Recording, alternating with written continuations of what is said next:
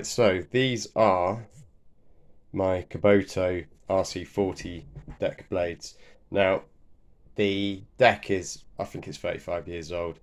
Certainly the lawnmower is. And these blades, I've been into the local Kubota dealership to get them replaced. There is a part number, but the part number is so old. I think it's there.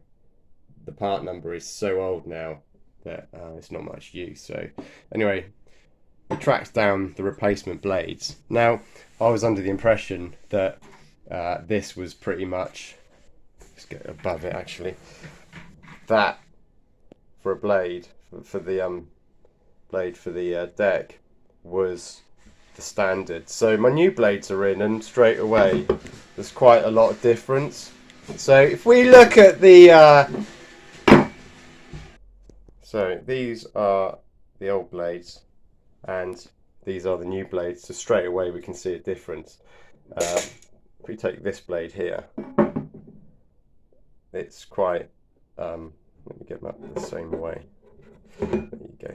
So they actually go on the deck like that, and if we place them on top of each other, you can kind of get to see how much these have absolutely worn down. Line up like that. So we've lost pretty much all of that on that side, and then moving across, pretty much everything there. So no wonder the cut wasn't great, but what we're going to do is get these new ones on, get the vintage worn out things off, and get a deck belt, and we should be in a good position for a better cut.